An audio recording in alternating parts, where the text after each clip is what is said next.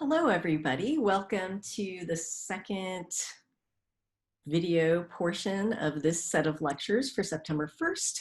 I want to remind you that we are talking about homeostasis here. So in the previous videos, we talked about homeostasis, what it is, what a set point is.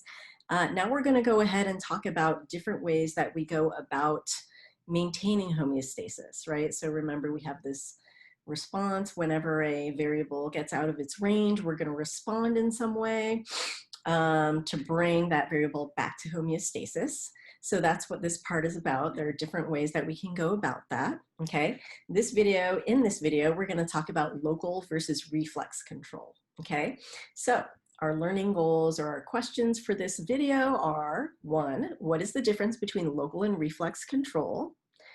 2, what are the components of a local control system? And 3, what are the components of a reflex control system? All right, so let's get started here. You might remember this slide from the previous video, right? So again, when we have a variable that has gone out of its acceptable range, what we're going to do is we're going to take advantage of a control system to bring that variable back to its set point, okay? So that's going to consist of an input signal, an integrating center, an output signal, and a response, okay?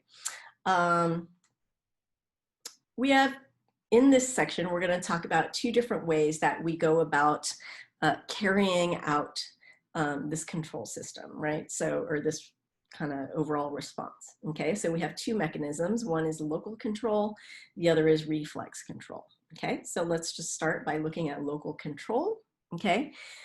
In local control, what's going to happen is the disturbance and the correction are going to occur in the same location, okay? So if you look at this figure right here, we're going to look at a disturbance in blood oxygenation levels, okay? So let's say that blood oxygen has gotten low, and we're going to look at the response to that. How do we get blood oxygenation in this local area back up to our set point for blood oxygenation, okay?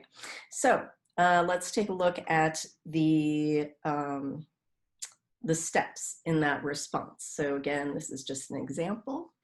Okay, so first of all, remember that our blood oxygenation has gone down, okay?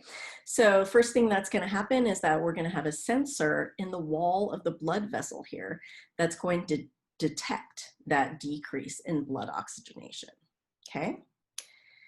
Next thing that's going to happen is that cell in the blood vessel wall is going to release a paracrine signal. So just to remind you, a paracrine, or maybe it's not a reminder, a paracrine is a chemical signal that's released by one cell and detected by a nearby cell, right? So this cell in the wall of the blood vessel is going to release this chemical signal, a paracrine, that's then going to be detected by nearby cells, okay?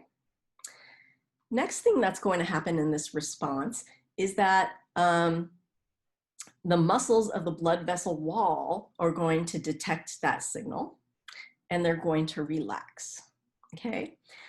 And when those blood vessels relax, when those muscles in the blood vessel wall relax, that's going to cause the blood vessel to dilate. It's going to get larger. It's going to give it a larger diameter. That's going to allow more blood to flow to that local area. And then, of course, that blood is carrying oxygen, so it's going to bring more oxygen to that area, okay? All right. So hopefully you got that. If not, you can, the advantage of a video is you can always rewind and watch it again, okay? So here's a question that is on your worksheet. What I want you to do is I want you to take a look at these steps here, okay, and match them to these boxes that are in this flow chart that shows this control system, okay? Just a couple words before you hit that pause button. I just want to say, 1, that it is not just a straight one-to-one correspondence. So you are going to have to think about this a little bit. Okay. 2, again, don't worry about having right or wrong answers. The point is to get you to think about it. And then we're going to go back and talk about it together in class. Okay. Okay. Oh, 3. Sorry, 3 is you might need to make some guesses or some inferences here. Like not everything is necessarily spelled out. Okay. I think this one's okay though. I think everything actually is spelled out. Okay. So go ahead and hit that pause button and answer that question.